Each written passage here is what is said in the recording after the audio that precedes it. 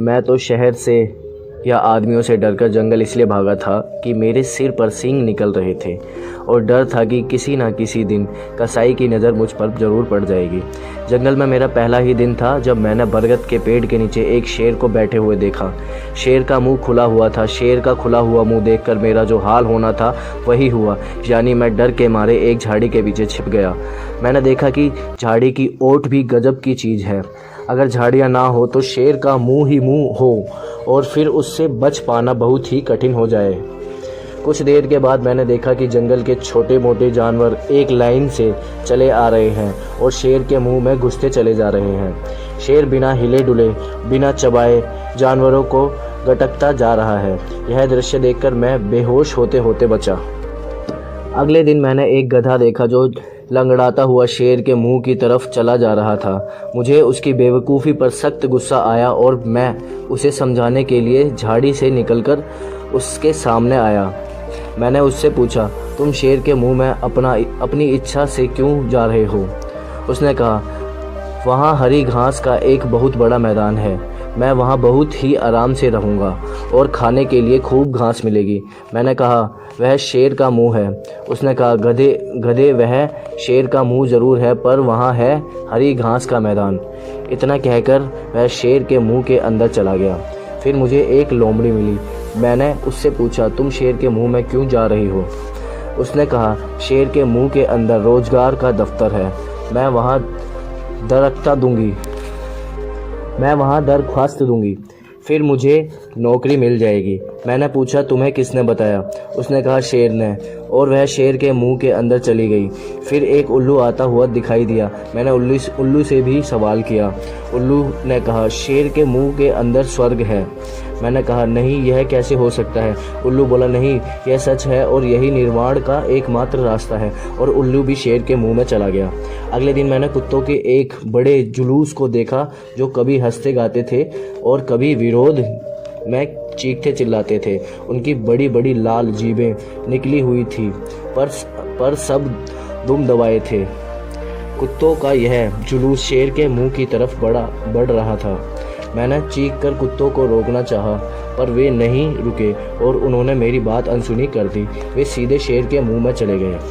कुछ दिनों के बाद मैंने सुना कि शेर अहिंसा और सह अस्तित्ववाद का बड़ा ज़बरदस्त समर्थक है, इसलिए जंगली जानवरों का शिकार नहीं करता। मैं सोचने लगा, शायद शेर के पेट में वे सारी चीज़ें हैं जिनके लिए लोग वहाँ जाते हैं। और मैं भी एक दिन शेर के पास गया। शेर आंखें बंद किए पड़ा था और उसका स्टाफ ऑफिस का काम निपटा रहा था। मैंने वहाँ पूछा, क्या यह सच है कि शेर साहब के पेट के अंदर रोजगार का दफ्तर है? बताया गया है कि यह सच है। मैंने पूछा, कैसे? बताया गया, यह सब ऐसा ही मानते हैं। मैंने पूछा, क्यों, क्या प्रमाण है? बताया गया, प्रमाण से अधिक महत्वपूर्ण है विश्वास। मैंने कहा, और यह बाहर जो रोजगार का दफ्तर है, मैंने बताया, मिथ्या है। मैंने कहा, तुम लोग मुझे उल्लू बना सकते हो, पर शेर का मुंह है। शेर के मुंह और रोजगार से दफ्तर का अंतर मुझे मालूम है। मैं इसमें नहीं जाऊंगा। मेरे यह कहते ही गौतम बुद्ध की मुद्रा में बैठा शेर दहाड़ कर खड़ा हो गया और मेरी तरफ झपट पड़ा। दूसरी कहानी है हमारी पहचान। राजा ने हुक्म दिया कि उसके राज में सब लोग अपनी आंखें बंद रखेंगे ताकि उन्हें शांति मिलती रहे। लोगों ने ऐसा ही किया क्योंकि राजा की आज्ञा मानना जनता के लिए अनिवार्य है। जनता आंखें बंद किए सारा काम करती थी और आश्चर्य की बात यह है कि काम पहले की तुलना में बहुत अधिक और अच्छा हो रहा था। फिर हुक्म निकला कि लोग अपने अपने कानों में पिघला हुआ शीशा डलवा लें, क्योंकि सुनना जीवित रहने के लिए बिल्कुल ज़रूरी नहीं है। लोगों ने ऐसा ही किया और उत्पादन आश्चर्यजनक तरीके से बढ़ गया। फिर हुक्म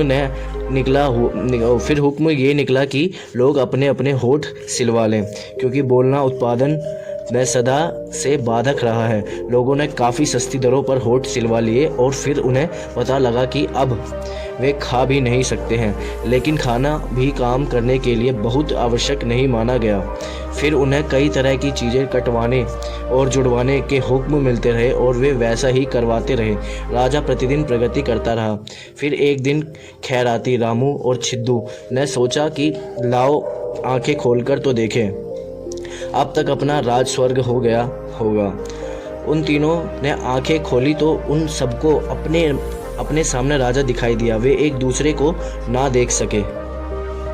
तीसरी कहानी है चार हाथ। एक मिल मालिक के दिमाग में अजीब गरीब ख्याल आया करते थे। तीसरी कहानी है चार हाथ। एक मिल मालिक के दिमाग में अजीब अजीब ख्याल आया करते थे, जैसे सारा संसार मिल हो जाएगा, सारे लोग मजदूर और वह उनका मालिक, या मिल में और चीज़ें की तरह आदमी भी बनने लगेंगे, अब मजदूरी भी नहीं देनी पड़ेगी, वगैरह वगैरह। एक दिन उसके दिमाग में ख्याल आया कि अगर मज़दूरों के चार हाथ हों तो काम कितनी तेज़ी से हो और मुनाफा कितना ज़्यादा। लेकिन यह काम करेगा कौन? उसने सोचा वैज्ञानिक करेंगे, ये है किस मर्ज की दवा। उसने यह काम करने के लिए बड़े वैज्ञानिकों को मोटी तनख्वाहों पर नौकर रखा और वे नौकर हो गए। कई साल तक शोध और प्रयोग करने के बाद वैज्ञानिकों ने कहा कि ऐसा असंभव है कि आदमी के चार हाथ हो जाएं। मिल मालिक वैज्ञानिकों से नाराज़ हो गया। उसने उन्हें नौकरी से निकाल दिया और अपने आप इस काम को पूरा करने के लिए जुट गया। उसने कटे हुए हाथ मंगवाए और अपने मजदूरों के फिट करवाने चाहे, पर ऐसा नहीं हो सका। फिर उसने मजदूरों के लकड़ी के हाथ लगवाने चाहे, पर उससे भी काम नहीं हो सका। फिर उसने लोहे के हाथ फिट करवा दिए, पर मजदूर मर गए। आखिर एक दिन बात उसकी समझ में आ गई। उसने मजदूरी आधी कर दी और दोगुने मजदूर नौकर रख लिए। नेक्स्ट टॉपिक है हमारा साझा। हालांकि उसे खेती की हर बारीकी के बारे में मालूम था, लेकिन फिर भी डरा दिए जाने के कारण वह अकेला खेती करने का साहस ना जुटा पाता था। इससे पहले कि शेर, चीते और मगरमच्छ के साथ साझे की खेती कर चुका था। अब उससे हाथी ने कहा कि अब वह उसके साथ साझे की खेती करे। किसान ने उसको बताया कि साझे में उसका कभी गुजारा नहीं होता और अकेले वह खेती कर नहीं सकता, इसलिए वह खेती करेगा ही नहीं। हाथी ने उसे बहुत देर तक पट्टी पढ़ाई और यह भी कहा कि उसके साथ साझे की खेती करने से यह लाभ होगा कि जंगल के छोटे मोटे जानवर खेतों को नुकसान नहीं पहुंचा सकेंगे और खेती की अच्छी रखवाली हो जाएगी। किसान किसी न किसी तरह तैयार हो गया और उसने हाथी से मिलकर गन्ना बोया। हाथी पूरे जंगल में घूमकर डुग्गी पीट आया कि गन्ने में उसका साझा है, इसलिए कोई जानवर खेत को नुकसान ना पहुंचाए, नहीं तो अच्छा नहीं होगा। किसान फसल की सेवा करता रहा और समय पर जब गन्ने तैयार हो गए तो वह हाथी को खेत पर बुला लाया। किसान चाहता था कि फसल आधी आधी बांट ली जाए। जब उसने हाथी से यह बात कही तो हाथी काफ़ी बिगड़ा। हाथी ने कहा, अपने और पराये की बात मत करो, यह छोटी बात है। हम दोनों ने मिलकर मेहनत की थी, हम दोनों इसके स्वामी हैं, आओ हम मिलकर गन्ने खाएं। किसान के कुछ कहने से पहले ही हाथी ने बढ़कर अपनी सूंड से एक गन्ना तोड़ लिया और आदमी से कहा, आओ खाएं। गन्ने का एक छोर हाथी के सूंड में था और दूसरा आदमी के मुंह में। गन्ने के साथ साथ आदमी हाथी के मुंह की तरफ खींचने लगा और उसने गन्ना छोड़ दिया। हाथी ने कहा, देखो हमें एक गन्ना खा लिया। इसी तरह हाथी और आदमी के बीच साझे की खेती बंट गई।